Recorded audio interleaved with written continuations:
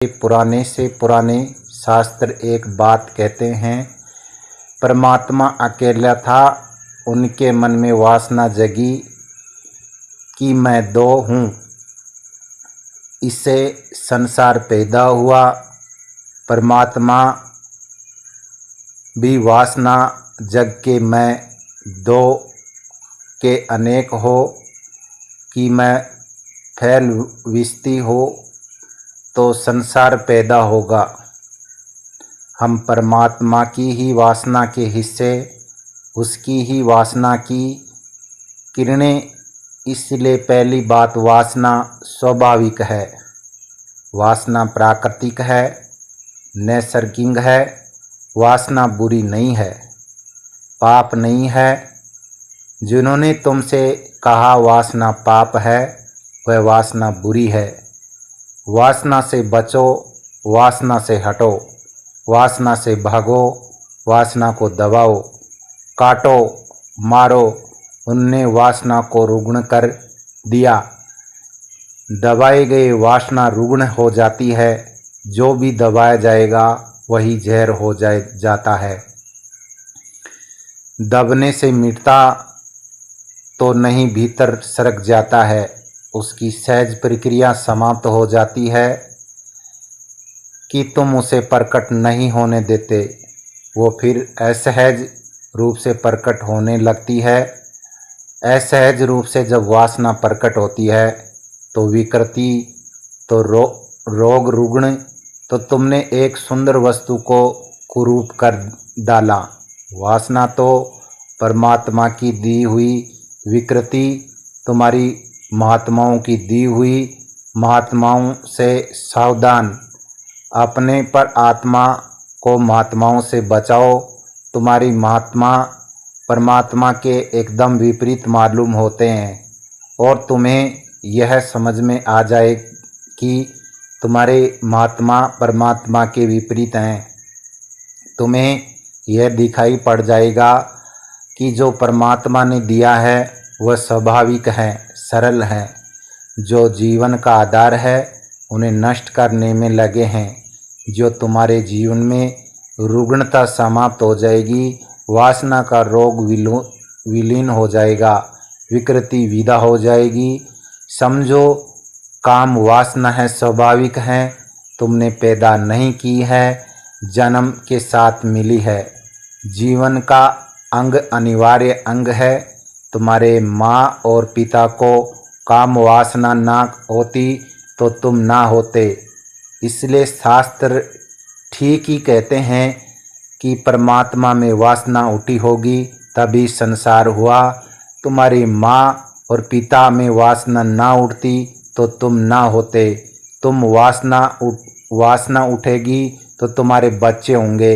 यह जो जीवन की श्रृंखला चल रही है, जो जीवन का सत्य है, ये जो जीवन की सरिता बह रही है, इसके भीतर जल वासना का वासना बुरी नहीं हो सकती है, क्योंकि जीवन बुरा नहीं है, जीवन प्यारा है, अति सुंदर है।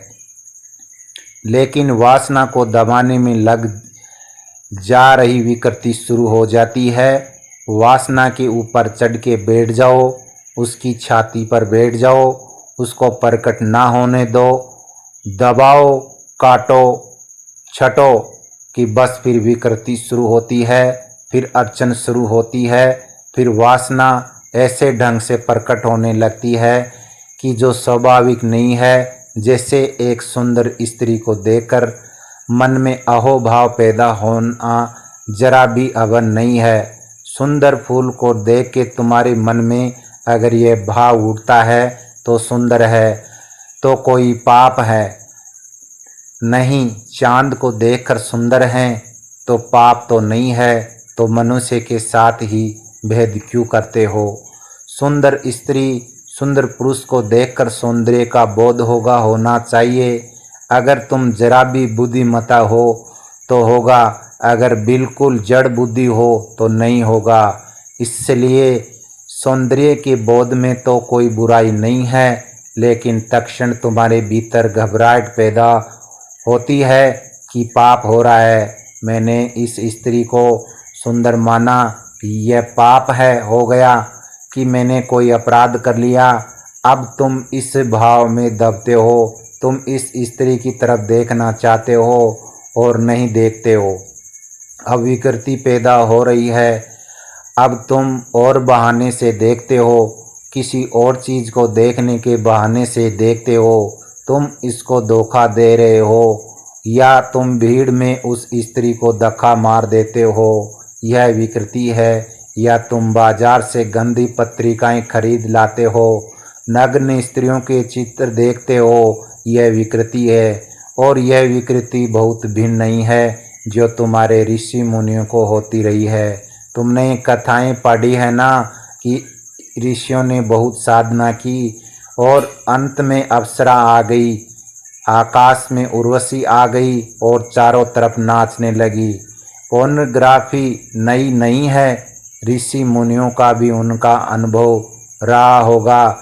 सब तरह के अश्लील भाव भंगिमा करने लगे ऋषि मुनियों के पास अब किस अप्सरा की पड़ी है ऋषि मुनि के पीछे पड़ने की। ऋषि मुनियों के पास विचारों के पास हैं, क्या अप्सरा है उनको जंगल में तलाशती जाएं और नग्न होकर उनके आसपास नाचें। सच तो यह है कि ऋषि मुनि अगर अप्सरा के घर के दरवाजे में जाकर खड़े रहते तो क्यों ना उनको जगह न मिलती। वहाँ पहले से लोग राजा महाराजा वहाँ खड़े होते, ऋषि मुनियों को कौन देता। मगर कहानियाँ कहती है कि ऋषि मुनि अपने जंगल में बैठे आंख बंद किए हुए शरीर को जला के गला, भूखे प्यासे व्रत उपवास किए और अप्सरा उनकी तलाश में आती। मानसिक यह है कि उनमें मन की दबी हुई वासना यही कही है, नहीं है कि बाहर नहीं है। प्रपेक्षण यह शोफन उन्होंने इतनी बुरी तरह से वासना को दबाया है, दबाते दबाते उनके प्रकट हो गए। वो खुले आँख सपने देखने लग के और कुछ नहीं। समग्र मनोवैज्ञानिक कहते हैं किसी आदमी को ज़्यादा दिन तक भूखा रखा जाए तो उसे भोजन दिखाई पड़ने लगता है और किसी आदमी को वासना से बहुत दिन तक दूर रखा जाए तो उनकी वासना जो भी विषय हो वो दिखा पाना लगता है, भ्रम पैदा होने लगता है। बाहर तो नहीं कि भीतर से आई हुई घटनाएं हैं, बाहर से उनका कोई संबंध नहीं है। कोई इंद्र नहीं भेज रहा है, कोई इंद्र नहीं है और न कहीं कोई उर्वशी है। सब इंद्र और सब उर्वशी मनुष्य के मन के भीतर का जाल है। तुम अगर कभी यह सोचते हो कि जंगल में उर्वशी नहीं आती, नहीं तो ऋषि मुनि इसी में ही रह गए होते और जंगल में जाकर अब उर्वशी आती होंगी। अब उर्वशी आती होंगी। उर्वशी तुम पैदा करते हो, दमन से पैदा करते हो, ये विकृति है। इस स्थिति में मानसिक विकार कहता है यह कोई उपलब्ध नहीं है, यह विक्षिप्त, यह वासना के करुण रुग्ण तुम्हारे भीतर जो स्वाभाविक है उसका सहज स्वीकार करो और सहज स्वीकार से क्रांति घटती। जल्दी ही तुम वासना से पार चले जाओगे। मैं यह नहीं कह रहा हूँ कि वासना में सदा रहो, लेकिन पार जाने का उपाय यही है कि उनकी सहज स्वीकार कर लो, दबाना मत, अन्यथा कभी पार न जाओगे। सियाँ तो आती है रहेंगी, तुमने देखा, क्योंकि पुरुषों ने शास्त्र लिखे हैं इसलिए उर्वशी आती। स्त्रियां अगर शास्त्र लिखती और स्त्रियां अगर साधनाएं करती तो जंगलों में पहाड़ों में तुम क्या समझते हो उर्वशी आती। सोम इंद्र आते तब उनकी कहानियों में उर्वशी इंद्र भेजते, क्योंकि उर्वशी से काम नहीं चल सकता था। जो तुम्हारी वासना का विषय है वही आएगा। उन्होंने अप्सरा नहीं देखी होती, उन्होंने देखी होती चलो हिंद केसरी चले, आ रहे हैं विश्व विजेता मोहम्मद अली, चले आ रहे हैं स्त्रियां देखती रह। इस तरह के सपने कोई अभिनेता चला आ रहा है। कल्पना तुम्हारे मनुष्य वासना के पार निश्चित जा सकता है, जाना चाहिए, मगर वासना से लड़के कोई वासना को पार नहीं जाता। जिससे तुम लड़ो उसी में उलझे रहो। जाओगी दुश्मनी सोच समझ के लेना, क्योंकि जिससे तुम दुश्मनी लेगे उसी में जैसे हो जाओगे। ये राज की बात समझो। मित्रता तो तुम किसी से भी करो तो चल जाएगी, मगर दुश्मनी बहुत सोच समझ कर लेना, क्योंकि दुश्मन में हमें लड़ना पड़ता है और उसे हमें लड़ाना पड़ता है। हमें उसी की तकनीक, उसी के उपाय करनी पड़ती है। हिटलर से लड़ते वक्त चर्चिल हिटलर जैसा ही हो जाना पड़ता है, इसके सिवाय कोई उपाय न था। जो धड़ी हिटलर कर रहा था वही चर्चिल को करनी पड़ी। हिटलर तो गया लेकिन हिटलरवाद नहीं हारा, हिटलरवाद जारी है। जो हिटलर से लड़े वही हिटलर जैसे बन गए और जीत गए, मगर जब तक जीते तब तक हिटलर उनकी छाती पर सवार हो गए। जिससे तुम लड़ते हो स्वभाव तो उसके जैसा ही तुम्हें को जाना पड़ेगा। लड़ना है तो उसके रीति रिवाज पहचाने होंगे, उसके ढंग ढोल पहचाने होंगे, उनके पकड़ने होंगे, उनके दबाव में सीखने होंगे। उसी में तो तुम उस जैसे हो जाओगे। दुश्मन बड़ा सोच के सुनना। वासना में अगर दुश्मन बनाया तो तुम धीरे धीरे वासना के दलदल में फंस जाओगे और पड़ जाओगे, उसी में सड़ जाओगे। वासना दुश्मन नहीं है, वासना प्रभु का दान है। इसे शुरू करो, इसे स्वीकार करो, इसको अहम भाव से, आनंद भाव से अंगीकार करो। और अगर इसको कितना सुंदर बना सकते हो बनाओ। इसे लड़ो मत, इसको सजाओ, इसे श्रृंगार दो, इसे सुंदर बनाओ, इसको संवेदनशील बनाओ। अभी तुम्हें स्त्री सुंदर दिखाई पड़ती है। अपनी वासना को इतना संवेदनशील बनाओ कि स्त्री के सौंदर्य तुम्हें एक दिन परमात्मा का सौंदर्य दिखाई पड़ जाएगा। अगर चांद तारे में दिखता है तो स्त्री भी दिखाई पड़ना चाहिए। अगर चांद तुम्हारे में है तो स्त्री में क्यों ना होगा। स्त्री और पुरुष तो इस जगत के श्रेष्ठतम अभिव्यक्ति है। अगर फूलों में, गूंगे फूलों में तो बोलते हुए मनुष्य में ना होगा। अगर पत्थर पहाड़ों में, जड़ पत्थर पहाड़ों में तो चेतन मनुष्य में ना होगा। संवेदनशील बनाओ, वासना में भगो मत, वासना से डरो मत। वासना को निखो, शुद्ध करो, यही मेरी पूरी प्रक्रिया है जो मैं यहाँ तुम्हें दे रहा हूँ। वासना को शुद्ध करो, निखो, वासना को प्रार्थना पूर्ण करो, वासना को ध्यान बनाओ। धीरे धीरे तुम चमत्कृत हो जाओगे कि वासना में तुम्हें वहाँ ले आए जहाँ तुम जाना चाहते हो। वासना से लड़के और नहीं जा सकते थे। प्रेम करो, प्रेम से बचो मत, गहरा प्रेम करो, इतना गहरा प्रेम करो कि जिसे तुम प्रेम करो वही तुम्हारे लिए परमात्मा हो जाए। इतना गहरा प्रेम करो, तुम्हारा प्रेम अगर तुम्हारी प्रेम पात्र को परमात्मा ना बना सके तो तुम प्रेम नहीं, तो कहीं कुछ कमी रह गई। तुम्हारी महात्मा कहते हैं कि प्रेम के कारण तुम परमात्मा को नहीं पार कर सकते हो। मैं तुम्हें कहता हूँ कि प्रेम की कमी के कारण तुम परमात्मा को भी नहीं पा रहे हो। भेद को समझ लेना। इसलिए अगर तुम्हारे महात्मा मुझसे नाराज हो तो बिल्कुल स्वाभाविक है।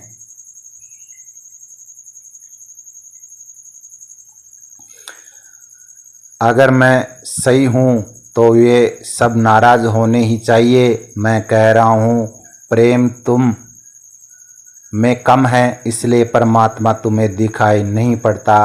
तुम्हारी वासना बड़ी अधूरी है, अपंग है। तुम्हारी वासना को पंख नहीं है, पंख दो। तुम्हारी वासना को उड़ना सिखाओ। तुम्हारी वासना जमीन पर सरक रही है। मैं कहता हूँ वासना को आकाश में उड़ना सिखाओ।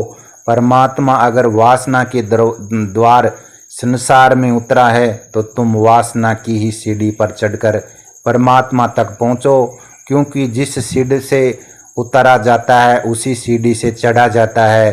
फिर तुम्हें डरा के कह दे पुराने शास्त्र कहते हैं कि परमात्मा में वासना के अनेक हों। अकेला अकेला थक गया होगा, तुम भीड़ में थक गए हो, वो अकेला अकेला थक गया था। वो उतरा जगत में, तुम भीड़ में थक गए, तो तुम वापस एकांत पाना चाहते हो, मोक्ष पाना चाहते हो, केवल्य पाना चाहते हो, ध्यान समाधि पाना चाहते हो। चढ़ो उसी पीढ़ी में जिससे परमात्मा उतरा। इसलिए मैं कहता हूँ कि संभोग और समाधि एक ही सीढ़ी के दो हिस्से, दिशा का भेद हैं और कोई भेद नहीं। परमात्मा उतरा है। समाधि के संभोग की तरह तो संसार बना है, नहीं तो संसार नहीं बन सकता था। तुम चलो संभोग से समाधि की तरफ, तुम संसार से मुक्त हो जाओगे। उसी पीढ़ी से चलना होगा, कोई सीढ़ी नहीं। तुम जैसे रास्तों में चलकर मुझ तक आए हो, घर जाते वक्त उसी रास्तों से लौटोगे ना। तुम वहाँ तो नहीं कहोगे कि इस रास्ते से तो हम अपने घर से दूर गए थे, इसी रास्ते पर हम ऐसे कैसे। आज तुम जानते हो कि तर्क तुम्हें घर वापस ले जाएगा, सिर्फ दिशा बदल जाएगी, चेहरा बदल जाएगा। अब यहाँ आते तरफ पीठ थी, जाते वक्त घर की तरह मुँह हो जाएगा। बस इतना सा रूपांतरण। विरोध नहीं है, यह मनस्त नहीं है, दमन नहीं है, जबरदस्ती नहीं है, हिंसा नहीं है। तुमने पूछा है कि अपने भीतर कभी झांकने पर मुझे लगा है कि मेरे अनेक वासना रुगुण देखना, उनका विश्लेषण करना। जो जो वासना रुगुण हो समझ लेना, खोज करोगे अनुभव में जो आ जाएगा वही वासना है। जिन जिन को तुमने दबाया है, उन जिन जिन को तुम्हें सिखाया गया है दबाओ, ये रुगुण हो गए, उन्हें अभिव्यक्ति का मौका नहीं मिला। ऊर्जा भीतर पड़ी पड़ी सड़ गई, ऊर्जा को बहने दो। झरने रुक जाते तो सड़ जाते हैं, नदी ठहर जाती है तो गंदी हो जाती है। स्वच्छता के लिए नीर बहता रहना चाहिए, बहते नीर बनो। पानी बहता रहे, बहाव को अवरुद्ध मत करो, नहीं तो तुम बीमार वासनाओं में गिर जाओगे, और बीमार वासना में तो आत्म स्वस्थ नहीं हो सकते हो। बीमार वासना आसमान आत्मा के गले में पत्थर की चट्टानों की तरह लटकती रहेंगी, आत्मा उठ नहीं सकती। आकाश में बीमार वासना घाव की तरह होंगे, उसे मवाद रीते रहेंगे। पूछा तुमने तो क्या वासना भी स्वस्थ और रुग्ण होती है? निश्चित स्वीकृत वासना अहोभाव से अंगीकृत वासना स्वस्थ होती, अस्वीकृत वासना इनकार की गई वासना अस्वस्थ हो जाती है। जैसे तुम इनकार करते हो बदला मांगती है, यह प्रतिरोध करती है और प्रतिशोध चाहती है। जितना तुम दबाते हो, धक्के मारते हो, प्रकट होकर रहेगी। इसलिए अक्सर ऐसा हो जाता है कि तुम्हारी तथाकथित साधु सन्यासी सिवाय रुग्ण वासनाओं के ठहरे और कुछ नहीं रह जाते। अगर उनके मन में तुम जांच पड़ताल करो तो बड़े चकित हो जाओगे। यह सिर्फ रुग्ण वासना है। अगर तुम उनके सपनों में झांक कर देखो तो बहुत ज़्यादा भयभीत हो जाओगे। उसके भीतर सपने तुम देखते हो, इस बात को तुम्हें शायद पता न होगा कि साधारण जन गंदे सपने नहीं देखते या बहुत कम देखते हैं। जिनके तुम साधु पुरुष कहते हो उनके सब सपने गंदे होते हैं, होंगे ही, क्योंकि दिन भर उनको दबाया गया और रात में बदला लेता है। इसलिए तो साधु सन्यासी सोने से डरने लगते हैं, नींद कम करने लगते हैं। 5 घंटे, 4 घंटे, 3 घंटे साधु जितना कम सोता है। लोग कहते हैं हाँ ये साधु 2 ही घंटे सोता है, मगर नींद से डरता क्यों है? इतनी घबराहट क्या है? नींद जैसी सुखद प्रक्रिया, नींद जैसी शांत प्रक्रिया। पंतजलि ने तो कहा समाधि सुसुप्त एक जैसी गहरी नींद समाधि जैसी है। जरा सा फर्क है, इतना सा फर्क है, समाधि में आदमी जागा होता है और नींद में आदमी सोया हुआ होता है। मगर दोनों दशाएं एक जैसी, क्योंकि दोनों ही स्थिति में मन शांत हो गया होता है, विचार विलीन हो गए हैं, निर्विचार दशा आ गई होती है। सुसुख में तो तुम परमात्मा में गिर जाते हो, रोज गिरते हो, इसलिए तो तुम गहरी बाद सुबह ताजापन लगता है, पुनर्जीवन मालूम होता है, फिर लौट आए ताजे होकर, किसी ऊर्जा के स्रोत में नहा में लौट आए, कुछ पता नहीं कहाँ गए कैसे, मगर गए होश नहीं था। लेकिन सुसुप्ति सोए सोए परमात्मा प्रवेश और समाधि जागे जागे परमात्मा में प्रवेश तो एक ही द्वार ही है।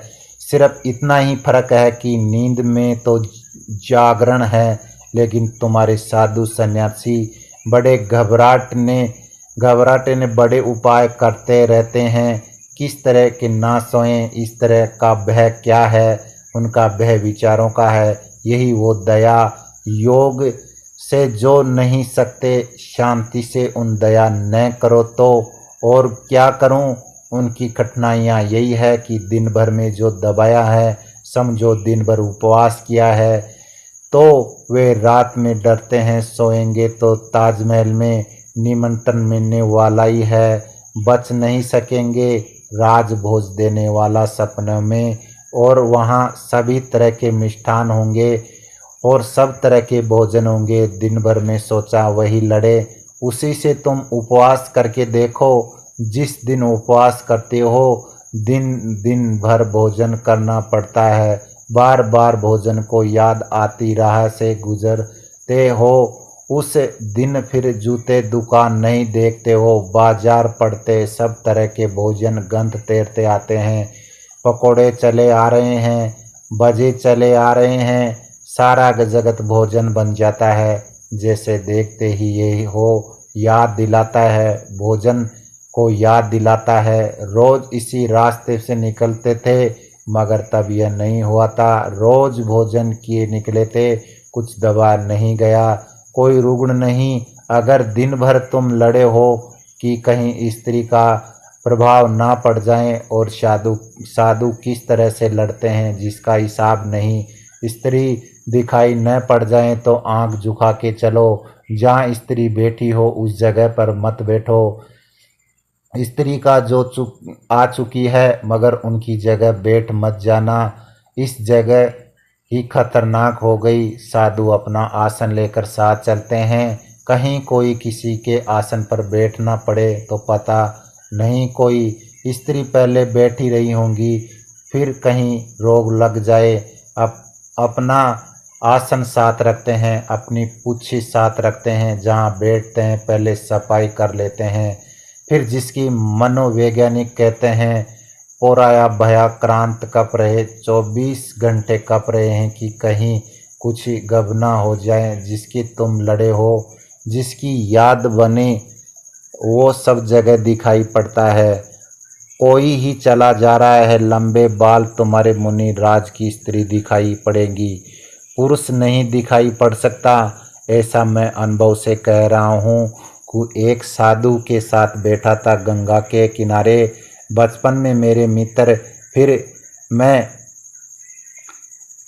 असाधु हो गया, वो साधु हो गए, दोनों बैठकर बात कर रहे थे। उनकी आंखें बार बार तट के किनारे स्नान करने आया उस जाने लगी। मैंने भी देखा कौन है, देखा कि स्त्री स्नान कर रही है। मैंने उनसे कहा कि यह बात आगे नहीं चल सकी कि तुम्हारी ध्यान बार बार स्त्री की तरह जा रहा है, तुम जाकर उसे देख आओ। पीठ थी हमारी तरफ वो गए, वहाँ से सिर ठोकते लौटे कि स्त्री है ही नहीं, वो सिर्फ बाल लंबे, कोई पुरुष है मगर पीछे से लंबे बाल वासना दिखाई दी, जिसने उनकी बड़ी कठिनाइयाँ हैं। उसे कोई छोटी मोटी चीज़ भी प्रतीक बन सकती है। फ्रायड ने इस संबंध में बड़ी खोज की है। जिन लोगों ने अपनी वासना को दबा लिया, उन्हें स्त्रियां तो दूर, स्त्री की साड़ी लटकी हो उसमें भी रस होता है। जिसने पुरुष के प्रति अपनी वासना दबा ली, उसे हर पुरुष की चीज़ रस हो जाता है। यह विकृति है, यंग चित्त दशा है। तो फिर डरो रात सोने में, क्योंकि सोए हैं कि अर्चन हुए, सोए में घबराहट आई, जागने में तो किसी तरह अपने को संभालते रहो, संभाल संभाल चलते रहो। नींद में कौन संभलेगा, नींद में तो सब संभलना बंद हो जाएगा, और जो दिन भर दबा रहा वह एकदम से प्रकट होगा। इसलिए तो मनस्त कहते हैं कि तुम्हें जानने के लिए तुम्हारे सपनों का विश्लेषण करना पड़ता है। तुम इतने झूठे हो कि तुम्हारी जागरण का कोई भरोसा नहीं हो। तुम्हारा जागरण तो बिल्कुल प्रपंच। तो मनोवैज्ञानिक के पास जाओ तो वह कहता है अपने सपने लाओ, रोज रोज तुमसे कहता है अपने सपने लाओ, सपने लिखवा, सपने बताओ, सपने की डायरी बनाओ। तुम सोचते भी हो कि तुम्हें जो पूछना मुझसे पूछ लो। सपनों को क्या देखना, मनोवैज्ञानिक कहता है सपनों में पता चलेगा कि तुम असलियत में क्या हो। जागने में तो तुम धोखा दे सकते हो, मगर तुम इतने कुशल हो गए हो धोखा देने में, तुम्हारी दूसरों को नहीं दे सकते, अपने को तो दे सकते हो। कुछ लोग तो अपने कुशल हो गए हैं धोखा देने में, सपने तक थोड़ा सा धोखा कर जीते, जैसे तुम्हारे अपने बाप की हत्या करने। ऐसा तुम्हारे दिन में लगा रहा है कि बाप ने बहुत सताया है, सता रहा है। बूढ़ा अभी भी जा नहीं रहा है, कब जाएगा, कब नहीं जाएगा, ऐसे तुम्हारे मन में विचार चल रहे हैं। मगर पिता है और संस्कृति कहती है, सभ्यता कहती है आदर दो। इसीलिए सब संस्कृति सब सभ्यता कहती है पिता को आदर दो, क्योंकि खतरा नहीं तो बाप बेटे के बीच झगड़ा होने वाला है। बेटे बाप को मार डालेंगे। इसको बचाने के लिए सारी सताएं में बड़े मज़े की बात है। अगर तुम सभ्यताओं के नियम पहचानने की कोशिश करो, उनसे राज पता चलता है कि मामला क्या है। इतनी दुनिया की सभ्यताएं अलग अलग व्यवस्था, भोजन अलग, कपड़े अलग, मगर एक बात ये सब राजी हैं कि बेटा बाप का सम्मान करे। अनुभव है सभी को कि अगर सम्मान ठोक ठोक के भी बिठाया नहीं गया तो एक ना एक दिन अपमान होने वाला बेटे के द्वारा बाप का। इसलिए उसको बैठाई देना ठोक ठोक के, फिर वो इतना गहरा बैठ जाता है कि संस्कार। मनोवैज्ञानिक कहते हैं सपने में तुम अपने बाप की हत्या नहीं करते, अपनी चाचा की कर देते हो। पिता जैसे मालूम होते, अब चाचा का कोई हाथ नहीं, चाचा को कोई हत्या करनी नहीं चाहता। तुम ख्याल रखना, चाचा की दोस्ती होती है, चाचा से तो उसकी दोस्ती होती है, चाचा से तो प्यारा आदमी होता है। बाप जैसा होता है, बाप जैसा नहीं होता है। मित्रता होती ना जा देता है, ना ज़बरदस्ती स्कूल भेजता है, बल्कि मौका पड़ जाए तो कुछ पैसे भी दे देता है। स्कूल से निकालना हो तो छुट्टी भी लिखवा देता है। चाचा तो बिन तरह के आदमी होता है, चाचा को कौन मारना चाहता है। लेकिन सपनों में मनोवैज्ञानिक कहते हैं कि पिता की हत्या करने का भाव अपने तक आदमी रोक लेता है। यह बात तो हो के नहीं हो सकती, चाचा को मार देता है, चाचा पिता जैसे लगता है, यह प्रतीक बन जाता है। तुम ख्याल करना, मनोवैज्ञानिक कहते हैं कि सपने तक धोखा शुरू हो गया, आदमी धोखा इतना गहरा चला गया है, लेकिन सपनों में फिर तुम्हारी प्रामाणिकता का पता चल जाता है। अगर तुम्हारे 3 महीने तक सारे सपने तुम खोल कर रख दो तो तुम्हारी आत्मकथा हो जाएगी। असली आत्मकथा उन बातों की नहीं है जो तुम जाग के सोचते हो, उन बातों को जो तुम सो के सोचते हो, क्योंकि उससे पता चलता है कि तुम कहाँ हो। और बड़ी उल्टी बात होगी अगर ऊपर तुम कुछ थे, भीतर तुम कुछ और। ऊपर तुम कुछ इतने शांत थे और भीतर तुमने हत्याएं कर दी। ऊपर तुम इतने भले मालूम होते थे और भीतर तुमने क्या नहीं था, जो नहीं किया। बड़े से बड़े अपराधी जो करते हैं वो हर आदमी अपने सपनों में कर लेता है। सपनों में तृप्ति मिल जाती है। रुग्ण मत कर लेना अपनी वासनाओं को, अन्यथा तुम मुश्किल में पड़ जाओगे। स्वीकार करो परमात्मा ने जो दिया है उनके पीछे राज होगा, उसके पीछे कुछ छिपी होगी संपत्ता। इनकार मत करो तुम परमात्माओं को। जिस चीज को भी इनकार करोगे उसके माध्यम से परमात्मा को इनकार होगा। इसलिए भक्त कहते हैं सब स्वीकार कर लो, अहोभाव से स्वीकार कर लो, उदासी से नहीं, व्यवस्था से नहीं, मजबूरी से नहीं, और स्वीकार के बाद सरलता से जो तुम्हें मिला है उसको गहरा से तुम पाओगे कि तुम जहाँ केवल कंकड़ पत्थर धूल और धमास मालूम होते थे, गड्ढा खोजते खोदे जल का स्रोत मिल गए, कुएं बन गए। हर वासना से प्रार्थना तक पहुँचने का उपाय खुदाई ठीक से करो कि तुम्हें जीवन स्वीकार का धर्म दे रहा हो। इसमें इनकार जरा भी इनकार नहीं है। तुम्हें प्रामाणिक मनुष्य होने की कला रहा। तुम्हें अब तक अपमान होने की बातें बताई गई है। अब तक तुम्हें जबरदस्ती अपने को कुछ बना लेने की चेष्टा सिखाई गई है। तुमसे कह रहा हूँ सहजता से तुम हो जाओगे तो तुम होना चाहते हो। सहजता धर्म होना चाहिए। सहज योग ही एकमात्र योग होना चाहिए। अगर तुमने इस संसार को स्वीकार न किया तो इस संसार को बनाने वाले को कैसे स्वीकार कर सकेंगे। वासना का इनकार नास्तिकता है, वासना का स्वीकार आस्तिक है। जिस को पूर्वर क्या करते दिल ही था, सोमगार क्या करते हो आपके गम की बात। वरना खुद को हम बेकरार क्या करते, आपका तकबार ही कब था, आपका इंतज़ार क्या थी। हमें क्या बाहर से उम्मीद, हमें उम्मीदें बाहर क्या करती है। जिस पर कब हमें भरोसा था, अब तमार क्या करते हो। जिनको अजीज खारे चमन का भला गुल से प्यार क्या करते हो। खमियाँ जब ना समी रास आई, सुबह का इंतज़ार क्या करते हो। थोड़ा समझो आपका तबार ही एक आपका इंतज़ार क्या करते। जीवन को स्वीकार न करोगे तो जीवन के पीछे छिपे हुए कैसे स्वीकार करोगे। घूंघट से ही भाग खड़े होंगे तो घूंघट के पीछे जो चेहरा छुपा है, जो प्यारा छुपा है, उसे अधड़ कैसे पाओगे। प्रकृति उसका घूंघट, वासना घूंघट, ये सब रूप रंग उस अरूप और रंग का घूंघट, सब आकार उस निराकार पर घूंघट पर बड़े प्यारे। घूंघट भी बड़ा प्यारा है क्योंकि उसके चेहरे पर है, उसके चेहरे पर होने का कारण सब प्यारा है। इस जगत में ऐसा कुछ है ही नहीं जो प्यारा न हो। अगर ऐसा कुछ मालूम पड़े प्यारा नहीं है तो फिर सोचना, सोच के फिर सोचना।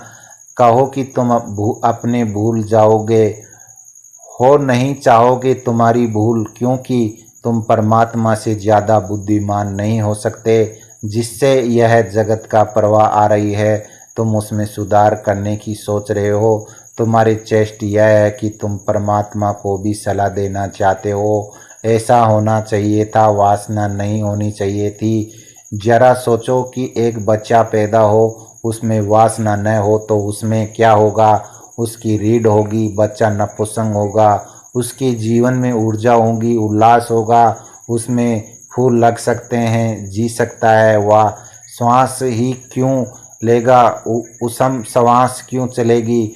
तुम उसे धक्का मार दोगे, तुम उसका क्रोध नहीं उठेगा तो बिल्कुल गोबर गणेश होगा। तुम उसको जैसा बना दोगे वैसे लीप दोगे, ली जाएगा। उसम मेगा नहीं होगी, प्रतिभा नहीं होगी, उसम बगावत नहीं होगी, क्रांति नहीं होगी, आग नहीं होगी। उसम कोई करुण नहीं होगी, अंधकार रहेगा, बिल्कुल मुर्दा होगा, मिट्टी का लोदा होगा। असम आत्मा नहीं होगी, वासना नहीं होगी तो आत्मा नहीं होगी। वो कभी स्त्री का प्रेम नहीं करेगा, अपनी माँ का भी प्रेम नहीं कर सकता। ख्याल रखना, बच्चों का माँ से प्रेम संसार में पहले स्त्री से प्रेम और मनस्त कहते हैं कि आदमी अपने बुढ़ापे तक अपनी माँ से प्रेम से मुक्त नहीं हो पाता है। यह अपनी पत्नी से भी माँ ही खोजता है। बहुत गहरे में माँ की खोज चलती है। इसलिए तो पुरुष स्त्रियों के स्तन में इतने उत्सव होते हैं कि माँ की खोज और कुछ नहीं है। स्तन यानी माँ का प्रतीक हैं। वो बच्चों ने पहले दफ़ा जाना था स्त्री का रूप, पहले दफ़ा स्तन ही जाना था। उसने स्त्री को तो बाद में जाने, स्तन पहले जाने। उनके पहली पहचान दुनिया में स्तन हुए थे। स्तन ही जीवन में, स्तन ही है उसके लिए प्रेम थे। स्तन ही उसकी साधना था, रोता था। स्तन ही उसके लिए धीरज थी। स्तन ही उसकी सारी आशंकाएं थी, सारी वासना थी। स्तन सब सारे थे, सब कुछ। इसलिए कहते हैं कि पुरुष स्तन को कभी मुक्त नहीं हो पाता है। चित्रकार स्तनों के चित्र बनाते, मूर्तिकार बड़े बड़े स्तन जैसे होते थे। उन्हें खजुराहों के कोणार्क स्तनों के मंदिर स्तन में स्तन कवि स्तन की कविताएं लिखते। फिर उपन्यास हो कि फिल्में कि पुराण हो, स्तन की ही चर्चा चलती है। स्त्री से स्तन अलग कर लो तो स्त्री में कुछ खो जाता है, बिल्कुल खो जाता है। क्योंकि वह स्त्री में से कुछ खो जाता है, बिल्कुल खो जाता है। क्योंकि माँ बनने का योग नहीं है, रह जाता है। कोई पुरुष उस स्त्री में उत्साह नहीं होता। स्त्रियों में वश को जानते, स्तनों को उभारने के उपाय करते, ढंग ढंग की चोलियाँ तैयार होती। सारी दुनिया स्तन कैसे बड़े दिखाई पड़े उसकी चेष्टा जारी रखते हैं। झूठे स्तन बनाए जाते हैं, स्तन जवान दिखाई पड़ते रहे हैं। यह सब क्यों चलता है, इसके पीछे गौर से देखो। इसके पीछे यही है कि बच्चे का पहला अनुभव स्तन से हुआ था। स्तन उसका जगत का सबसे प्राथमिक अनुभव है और सबसे बहुमूल्य अभिनय है। फिर माँ को पहचानना, फिर माँ को पहचान पहले स्त्री की पहचान थी, यही उनकी गहरी बैठ गई, मनोवैज्ञानिक कहते हैं। इसलिए कोई पति अपनी पत्नी को कभी पूरा प्रसन्न नहीं हो पाता है, क्योंकि कोई पत्नी कभी उसकी माँ की प्रति छवि भी हो पाती है, कुछ ना कुछ कमी रह जाती है। और कोई पत्नी उनकी माँ बनने में आई भी नहीं। पति भी कह नहीं सकता कि मैं तुम्हें माँ खोज रहा हूँ, क्योंकि वे उसके अहंकार के विपरीत जाता है। वो मालिक कैसे कह सकता है कि माँ खोज रहा हूँ, लेकिन खोज माँ रहा है। बूढ़ा से बूढ़ा आदमी माँ की तलाश कर रहा है और ठीक इसके विपरीत स्त्री बेटे की तलाश कर रही है। उपनिषदों में एक अद्भुत उल्लेख है। ऋषि उन दिनों आशीर्वाद देते थे जब कोई नवविवाह जोड़ा उसके पास आता था तो जोड़े का आशीर्वाद देते थे, तुम्हारे 10 पुत्र हो अतः तुम्हारा पति तुम्हारा गवाह पुत्र हो जाए। यह बड़े अद्भुत बात है। अतः उस दिन विवाह पूरा सफल हुआ जिस दिन स्त्री माँ हो जाएगी और पति फिर बेटा हो जाएगा। उस दिन विवाह सफल हुआ, फिर यात्रा पूरी हो गई, वार्तुल पूरा हो गया। जिस बच्चे में वासना